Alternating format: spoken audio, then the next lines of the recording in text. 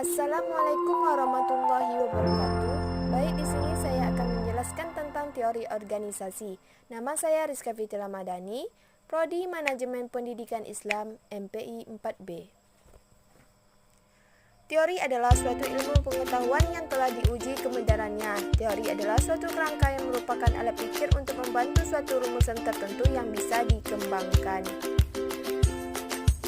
Organisasi adalah suatu proses perencanaan yang meliputi penyusunan, pengembangan, dan pemeliharaan suatu struktur atau pola hubungan kerja dari orang-orang dalam suatu kerja kelompok. Jadi, teori organisasi adalah teori yang berusaha menerangkan atau meramalkan bagaimana organisasi dan orang di dalamnya berperilaku dalam berbagai struktur organisasi, budaya, dan lingkungan untuk mencapai tujuan.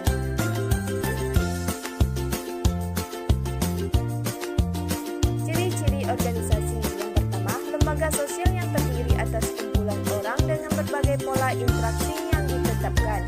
2. Dikembangkan untuk mencapai tujuan. 3. Secara sadar, dikoordinasi dan dengan sengaja disusun. 4. Instrumen sosial yang mempunyai batasan yang secara relatif dapat diidentifikasi.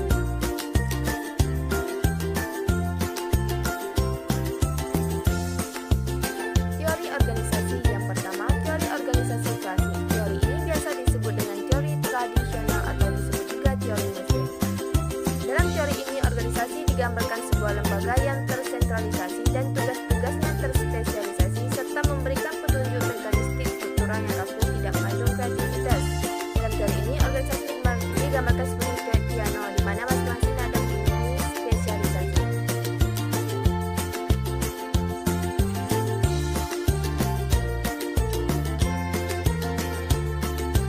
2. Teori birokrasi dikemukakan oleh Max Weber dalam buku The Postmodern Exchange and Theory of Capitalism dan Theory of Social and Economic Organization.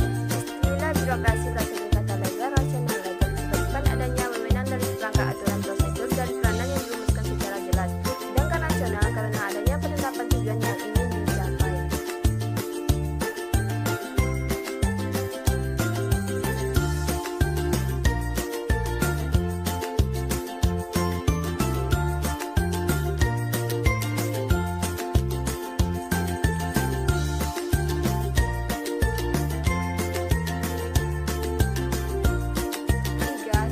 Administrasi.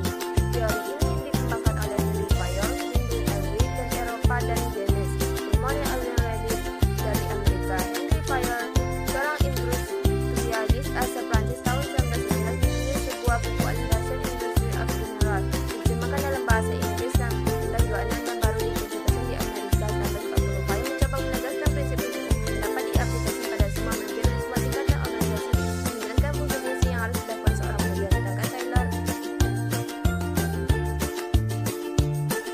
teori neoklasik. Aliran yang berikut munculnya adalah aliran neoklasik juga dengan teori hubungan manusiawi. Teori ini muncul akibat ketidakpuasan dengan teori klasik, dan teori merupakan pengembangan teori klasik. Teori ini menekankan pada pentingnya aspek psikologis dan sosial karyawan sebagai individu ataupun kelompok kerja. Anggapan dasar teori ini menekankan pada pentingnya aspek psikologis dan sosial karyawan sebagai individu maupun sebagai bagian kelompok kerjanya.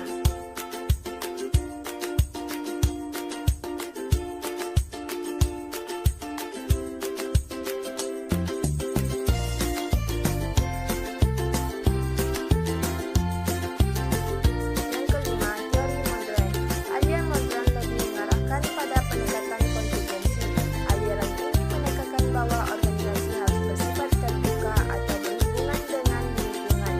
Organisasi yang efektif adalah jika struktur organisasi mampu menyesuaikan dengan karakteristik lingkungan. Organisasi harus memiliki tingkat adaptabilitas yang tinggi.